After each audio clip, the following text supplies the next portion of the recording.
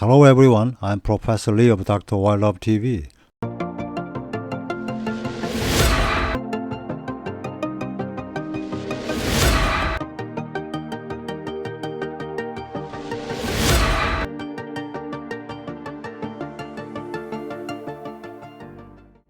Maintaining a healthy immune system.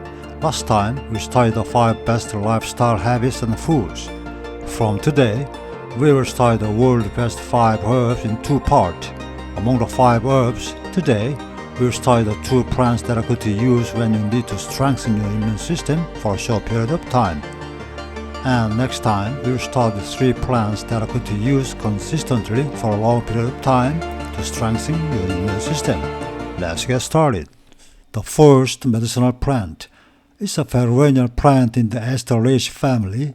It's one of the most sought of as an immune-boosting supplement in the United States and Europe, and the whole plant or root is used.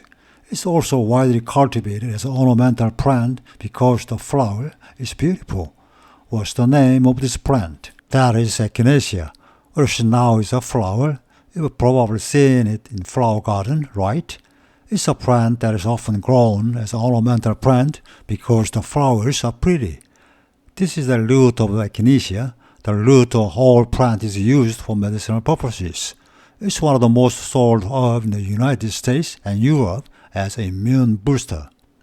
The main active ingredient, alkamides, stimulate and activate immune cell receptors, and the polysaccharide work together to activate it and regulate the immune system. The active ingredient of Echinacea have the effect of activating immune cells. 1. It increases the activity of macrophages that eat up all invading pathogens or dead cells. 2. It activates NK cells that deal with pathogens and cancer stem cells. And 3. It also increases the activity of T cells that command the overall immune function. 4. It also promotes the secretion of substances that stimulate immune functions such as interleukin-6, 8, and interferon gamma. I'll tell you about the effect proven in actual controlled clinical studies. There are reports it is ineffective, but there are more research reports that it is effective. 1. In men aged 20 to 40, NK and T cell increased after taking the extract for 14 days. In particular, T cell activity increased within 24 hours after taking the extract. 2. It has the effect of preventing and improving symptoms of upper respiratory tract infection such as COVID-19. And 3. Genital warts caused by human papillomavirus are disease with a high recurrence rate, but the recurrence rate was reduced by the antiviral and immunomodulatory effect. 4. It also promotes the removal of cervical epithelial cell lesions caused by human papillomavirus, which is commonly found during cervical cancer screening in women. In addition to maintain healthy immunity, there are the important effects. 1. When the extract cream is applied to atopic dermatitis, it suppresses inflammation caused by excessive immune response, thereby restoring the symptoms and the repeat protective layer of skin epithelial cells. 2. It improves recurrent otitis media in children. I'll tell you how to take it.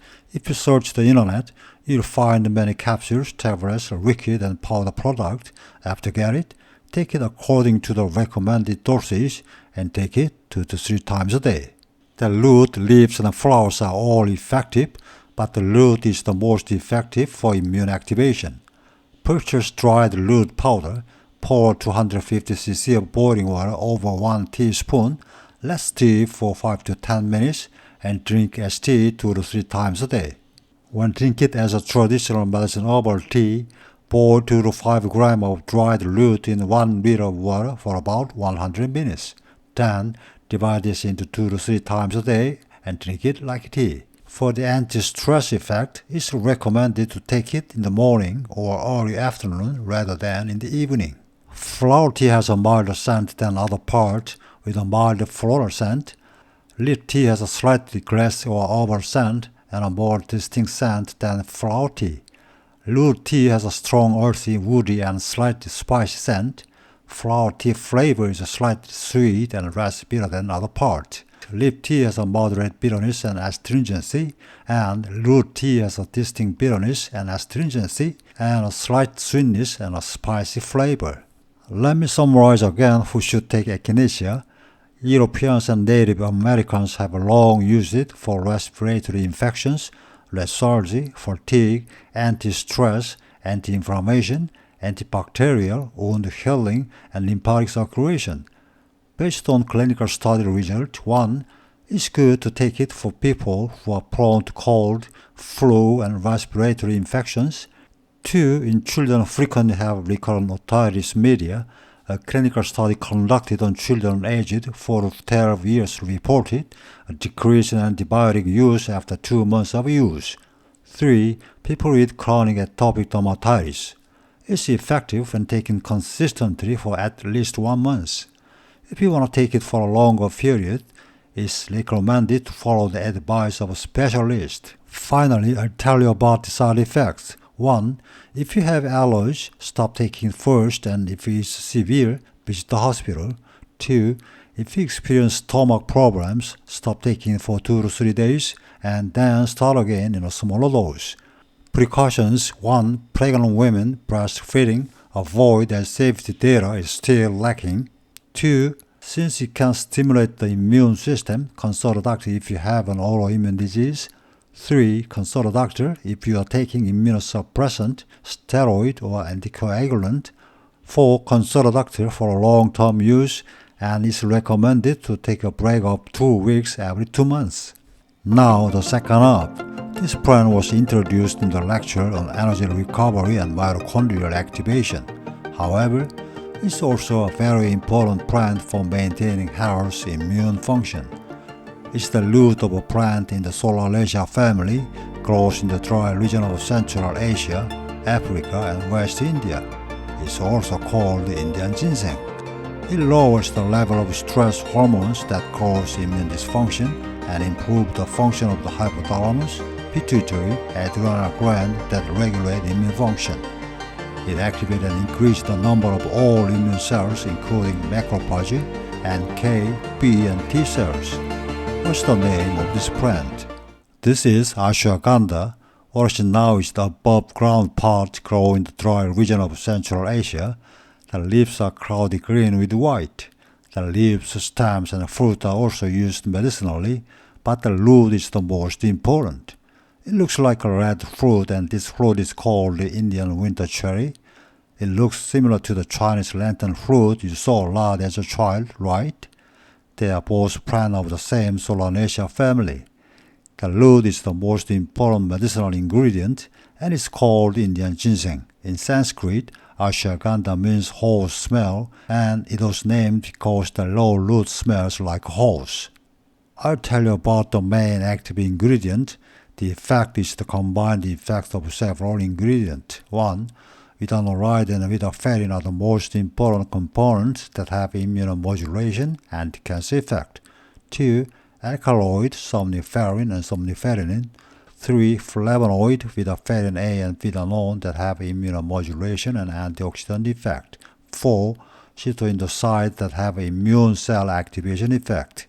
Taking ashwagandha enhances or reduces the immune function and even has an anti-cancer effect. This is because 1. It reduces the level of cortisol, a stress hormone that causes immune dysfunction. 2. It strengthens the function of the hypothalamus, pituitary adrenal gland, an endocrine axis that regulates immune function. 3. It increases the number and activates the function of the almost all immune cells, then macrophage, T cells, and B cells. 4. It especially helps NK cells to penetrate into cancer cells. 5. It promotes death by inducing mitochondrial dysfunction in cancer cells. Let me tell you about the effect proven in actual controlled clinical studies. 1. Ashwagandha shows immune activating effect in healthy people, patients with chronic disease, and cancer patients. 2. After 4 days of taking 6 cc of root extract twice a day in healthy people, NK cells and helper T cells were activated compared to before taking it. 3. In 60 patients with chronic pulmonary tuberculosis, those who took the root extract for 12 weeks in addition to their prescription drug showed an increase in the number of T cells and a decrease in the incidence of liver dysfunction compared to the control group.